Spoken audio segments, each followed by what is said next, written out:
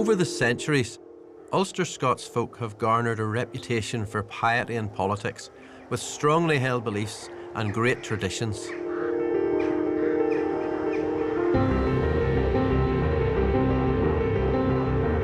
But what we're less well known for is our culture of storytelling and love of a good yarn, often passed down through the generations. Many of these stories were told to pass a dark night around the fireside, tales kept for when the wains had gone to bed. I'm Darren Gibson, writer and Ulster Scot, and there's nothing I like more than a yarn about ghosts. And I'm David Hume, author and Ulster Scots historian. I'm equally fascinated by these stories. David and I share an obsession in trying to find the truth behind these folktales. What can these families tell us about the story of the White Lady? From historic castles. There's a legend about this picture, isn't there? There is indeed, yeah. To dark cellars. Well, he believed that there was tunnels actually that ran onto the house. Lonely roads. This road is supposed to be the most haunted road in Northern Ireland. And abandoned graveyards. And that was the dare to come in here at Halloween at midnight and to stand in here for 1 minute inside this enclosure. Come along with us as we try to uncover the truth behind the stories, told to make a body afeared.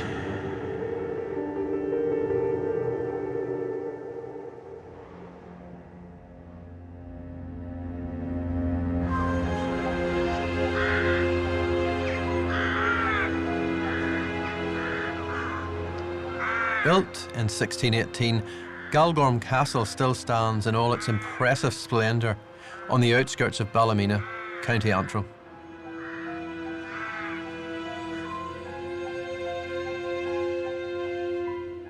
Over the centuries, it has had many owners. But none so infamous as a mysterious Scottish clergyman named Alexander Colville. Alexander had a reputation for dealing in the dark arts and witchcraft. And remember, this was a time when most people believed that witchcraft was real.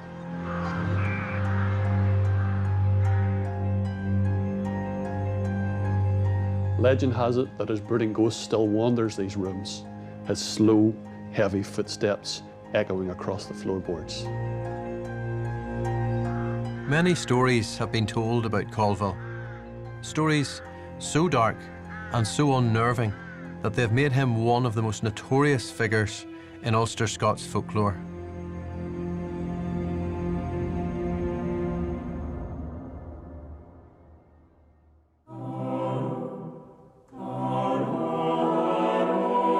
Having first come to Ireland from Scotland around 1622, Alexander was taken under the wing of his cousin, the Episcopalian Bishop Eklund of Down.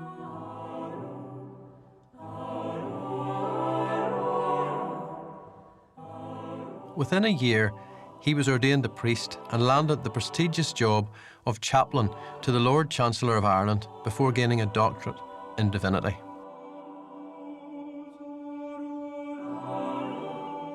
Dr. Colville was then appointed vicar of nearby Carnmoney and later rector of Skerry parish. But he bought Galgorm independently of the church, acquiring the 21 large townlands that surrounded it around 1627. Despite an extensive education and his status as a clergyman, a deep distrust grew between Dr. Colville and the locals around Galgorm. He gradually amassed a huge amount of wealth, and as well as being a harsh landlord at Galgorm, he collected taxes in the form of church tithes from his parishes. He also offered loans in a bid to increase his earnings through interest, and many people in the small rural communities would turn to him if they became desperately short on cash. The word was that Alexander Colville had a reputation for being mean with money and also for making unreasonable demands for those who couldn't afford to repay. Many of Colville's tenants were devout Scottish Presbyterians and would have considered this behaviour of usury to be highly immoral. Because he was so unpopular, the story spread that he had acquired his fortune by tricking the devil. We want to establish whether Alexander Colville really did dabble in witchcraft, or if these tales are simply a reflection of the fractious relationship between him and the community around Galgorm.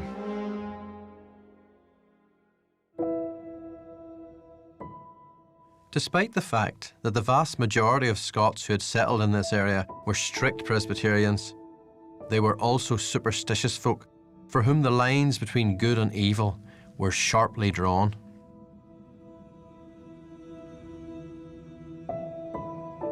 Why was there such a firm belief in witchcraft here among the local people in the 1600s? Well, it was a very Scottish phenomenon, and the idea of witches and witchcraft had come from Europe into Scotland. It was embraced enthusiastically by the Scots. They really believed in a big way in terms of witchcraft, to the extent that in 1563 there was an Act of Parliament which came about, and that made witchcraft a capital crime. So when hundreds and hundreds of people started to come across from Scotland to places like this in County Antrim, it was in their psyche about witches and witchcraft. Life could be difficult for the Scottish settlers of Antrim in the 17th century, many of whom were small-scale farmers who toiled daily in the unfamiliar and often hostile landscape. They were God-fearing people for whom the devil was very real.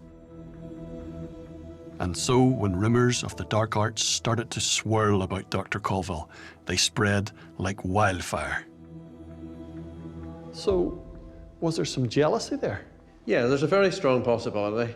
You just need to look at the house that he's in, the scale of it.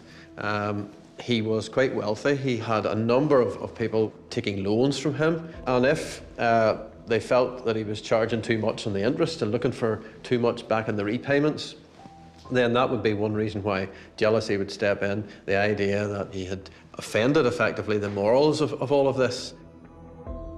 As an Episcopalian, Dr. Colville believed in the divine right of the British king to rule over both church and state.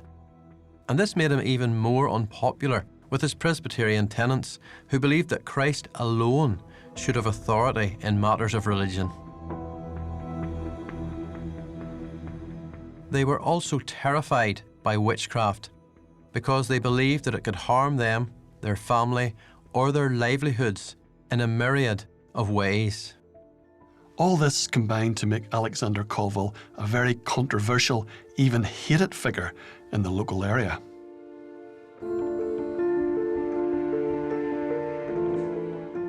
Christopher Brooke is the current owner of Galgorm Castle, and he knows a thing or two about the legend of Alexander and the stories that surround him. So, Christopher, here's the man himself. Can you tell me a little bit about him? That's definitely him. That's Dr. Alexander Colville. Well, he arrived over in Ireland. He's from Kilross, one of the Colvilles of Kilross, arrived from Scotland. We know that he was in residence around about 1640, and he arrived with a huge amount of wealth. Now, being in the church in those days was a license to print money, because you were the person responsible for collecting a lot of the tithes and the church rents and so on. And so he used to count the money in the tithe barn at the back of the castle. And this created this myth about what he was involved in. At the beginning of the 17th century, King Charles I ruled over England, Scotland and Ireland with full authority over the state and the established church. As an Episcopalian, Alexander Colville was very much a follower of the king and believed in his right to rule in this way. But rumblings of discontent with the status quo began in the 1630s when Scottish Presbyterian dissenters known as Covenanters denounced Charles's divine right to rule over the church. The solemn oath to solidify their commitment to this was what was called the Covenant, and it was taken up in large numbers. These tensions continued, eventually leading to all-out war between the king and his parliament, led by Oliver Cromwell, a war that spread to Scotland and Ireland too. He was a royalist and Cromwell was running through Ireland at that stage. So that was another reason really to create stories about this mysterious Scot who arrived with a huge amount of wealth. And of course, there's a myth about this painting, isn't there? There is indeed, yeah. He is not allowed to leave the house, and he never has, or disaster will fall.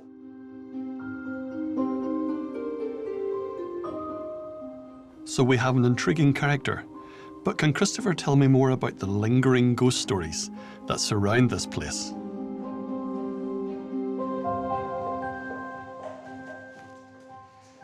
We're now right up in the top of the house, an area we don't use now, and this is where Dr. Colville used to operate from. There's a well-known traditional local legend about Dr. Colville haunting the house. Can you tell us how that goes? Yes, I mean the legend very much is that he wanders round the house at night in particular, with his head bowed deep in thought.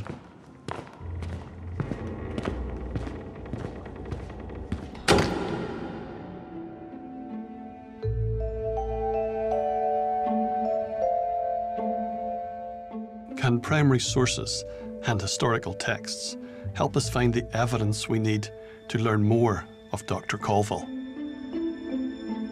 So Alexander was on a collision course with the Presbyterian authorities in his own area. And this is an interesting reference. It's from Reed's Presbyterian History, History of Presbyterianism, article by John M. Dixon about the Colville family.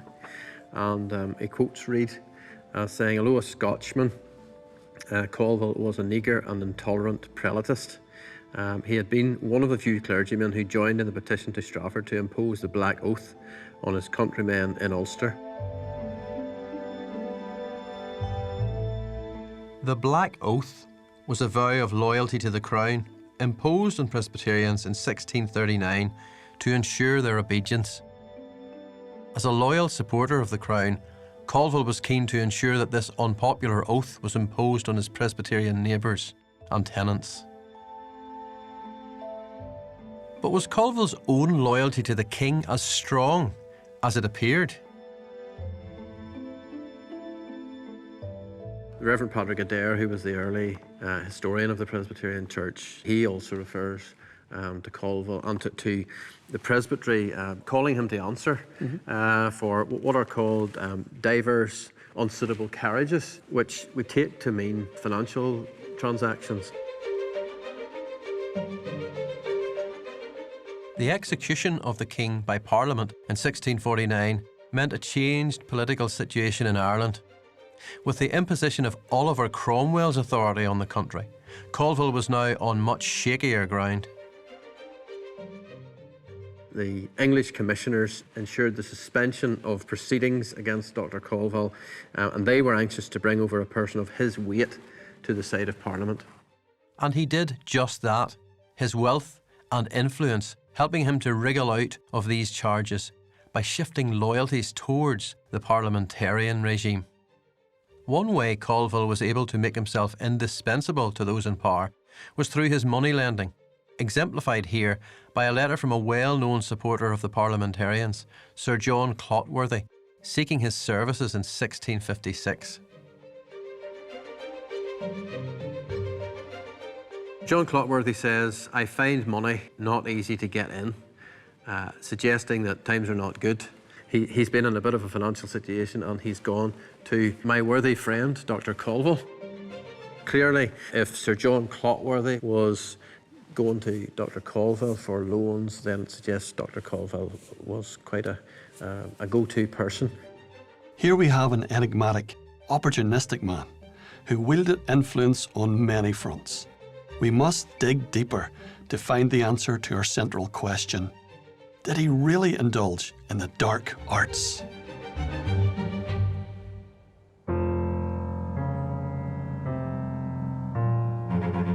Alexander Colville is not the only villain in Ulster Scots history who was corrupted by the pursuit of money.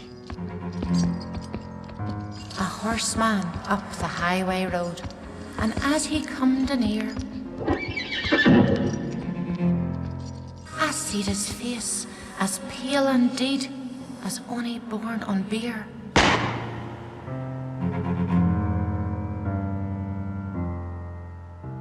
Pat Cushy Glen was a murderous highwayman about the turn of the 19th century.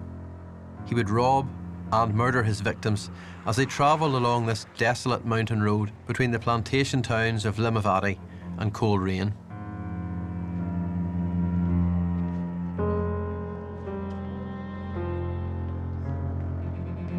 The mere mention of his name would strike terror into the hearts of the local Ulster Scots community. And Colerane's Bridge Street would prove to be the perfect hunting ground for Cushy Glen to spot his unsuspecting victims. We can imagine him here, can't we? Just jerking around one of these corners, having a wee gleek to see who's a win a pound on them. Absolutely, yeah. He would be a dodgy-looking character, I would imagine. And people in the pub were, just in the mix of the crowd. They wouldn't be focused on him. He'd be invisible, effectively, but he would be watching them, and he would be seeing what money was passing hands and all of that. So I'm standing here today, but I'm trying to get a wee sense of what this area might have been like a couple of 100 years ago. I mean, what was Coleraine and the surrounding area like back then? By the time that Cushy Glen is operating, end of the 1700s into the early 1800s, you would have had a lot of Scots come into this area. They were very hard-working, fairly settled community, and quite a prosperous town, which is obviously where he was focused, because it was the prosperity that was what attracted him to Coleraine, of course, at the time.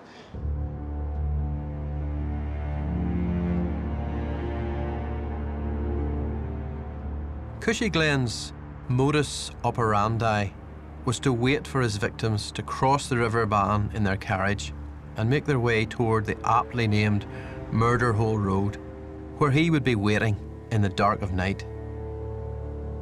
So we're here because of the ghost stories. This road is full of those types of tales, isn't it?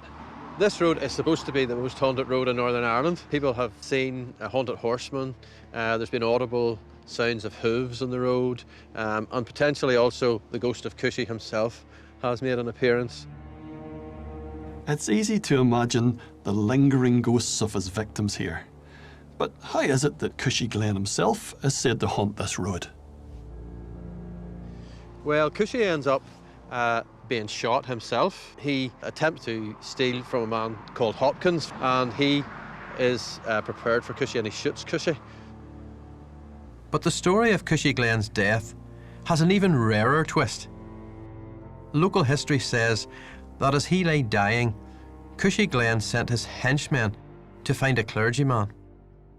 Ironically, this outlaw who had mercilessly terrorised the Ulster Scots community was seeking salvation, and it was a Presbyterian minister who came to his aid. So what I'm trying to figure out, was Cushy a Presbyterian? I don't think Cushy was a church-going type person, to be honest, first of all. But the suggestion is, Cushy's name is an unusual name, so the suggestion is that that Cushy word possibly is an Irish word. It's derived from Irish, and there's a number of families with the surname Glen down near Magilligan. So possibly was a Catholic family at the start, then became Church of Ireland. They appear in the Magilligan Church of Ireland registers. Although he lived in a godless way, he died under the wing of the Presbyterian faith.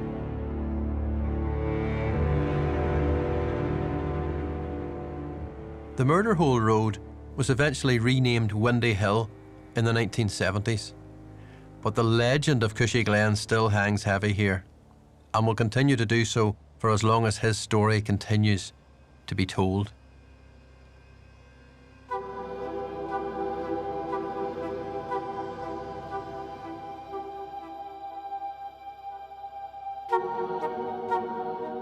Pat Cushy Glen was a most unambiguously wretched soul. Alexander Colville, on the other hand, hid behind a veneer of respectability. But as his vast fortune grew, so did the suspicion that it came from deviant practices behind the closed doors of Galgorm. I'm interested in this local legend, this yarn about Colville and the devil. Can you tell me about it? At that time, a lot of people, especially the better educated ones, were involved in alchemy, how you could, chemistry had just come about really, and how you could turn any base metal into gold. Dr. Colville was reputed to be involved heavily in this. The legend is, while down by the River Main, he met the devil and he did a deal with the devil that for gold and knowledge, he would sell his soul to the devil. The story goes that this deal included a boot full of gold for Colville from the devil in exchange for his soul. But Colville had other plans. I'll read you a little bit from here, which tells you, which is the history of the Colville family. Alexander cut a hole in his boot and he placed it over a second hole in the floor of his parlour, leading to the cellar below. Frustrated at the first attempt, the devil came with a fresh supply of bullion to complete the bargain, and then discovered the ruse. So Colville actually tricked the devil? Well, I'll carry on. Extremely irritated, he told the doctor that he would most certainly come for him when his time was up. He then found the doctor reading a Bible by the light of a candle. Alexander pleaded to be allowed to remain so long as the candle burnt, and then he closed the Bible on the candle, frustrating the devil's intentions. The story about Colville was so potent that it has made its way into the rich vaults of Ulster Scots literature. This is a poem called The Ballymena Legend. Well, yen dark night through the doctor's door, Mephisto, the big black dog, slapped in. The devil himself was at his heels, sure without a doubt that his game he'd won. I'll nick them, put the dog outside, turned round and said, quoth he, now, Dr. Colvin, we maun hae a talk about my fee. For you know rach well, made man be repaid when it comes to the reckoning day. What will you take and gie your soul forevermore to me?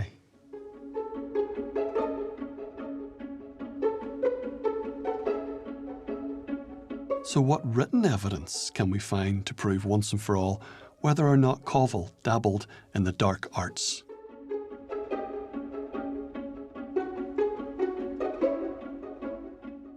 David, I'm quite eager to find out what's in this scrapbook that you've brought along today. This is a really interesting piece we have here, Darren, from a publication called Memorials, written by the Reverend Mr. Robert Law, and he died in 1689, so this is contemporary to the period we're interested in, and this will shed some light on the witchcraft issue and Dr. Colville. That's good, because I was starting to worry that we wouldn't find any evidence for this one. Worry you not. We're going to go across the channel to Irvine in Ayrshire, and at the house of Major General Montgomery in 1682, a situation arose, and it tells us here there being some things of silver work stolen in that house from his lady. There is a servant woman of their own they blame for them. The lass, being innocent, takes it ill and tells them if she should raise the devil, she should know who took these things that were missed. She goes down to a cellar and supposedly she conducts some ritual which raises the devil, and the devil ends up telling her where the stolen property is. But it doesn't end there. Ooh. She confesses, telling them that she had learned it in Dr. Colvin's house in Ireland, who used to practice this. Now we have a confession, and one that leads us straight back to Dr. Colville. But proving that someone has attempted to summon the devil is a difficult task, especially when the events occurred over 300 years ago. And although this manuscript is fascinating, it is a second-hand account and could just be another story. I have a last source to share now. It's an original document from 1682. This is fantastic. I mean, it's a first-hand source. This was at the hearing of this lady called Margaret Dougal. Okay. Margaret Dougal confessed that she had raised the devil. This rare manuscript is hugely significant because it is a first-hand account of Margaret Dougal's confession, which led her to have to answer these charges in court. Upon the 10th day of February 1682, Margaret Dougal confessed that she raised the devil. She told me, moreover, that she had been witness to the using of this art many times in Ireland, and that old Dr. Colville learned her and several others but she never did it herself before now. David, could this be part of the whole rumour mill that was back in Galgorm about Dr. Colville being in league with the devil, which may have come about through jealousy or whatever? Or, I mean, what do you think about this testimony? I think you'd have to ask why she would make this up. It's very detailed in terms of the detail of what she says she did and what happened and all of that. And the other thing that gives this credibility is we have a name. This is an amazing document, David. It really is, yeah. Beyond the rumours that have endured for centuries, here at last is a document contemporary to the time that links Dr. Colville to the practice of witchcraft. So perhaps these rumours were based on more than just festering jealousies and religious disagreements.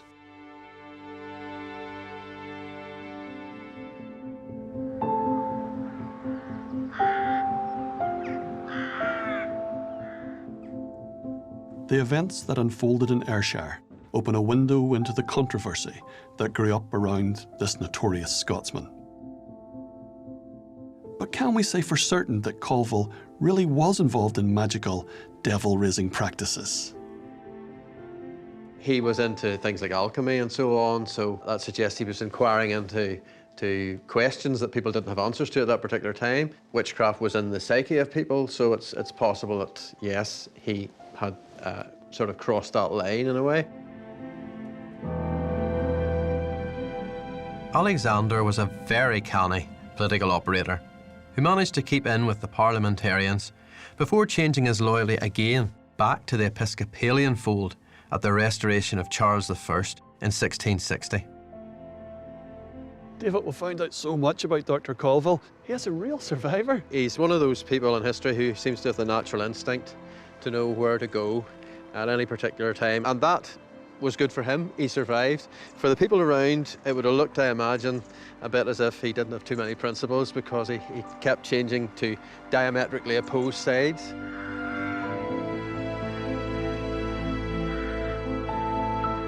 Had Alexander Colville not ingratiated himself with the authorities of the day, he may well have been convicted of practicing the dark arts. Instead, he lived out his days at Galgorm until his death in 1670. On one hand, he was an outwardly respectable character, and although never convicted of anything, he is still associated with a dark rumour centuries after his death.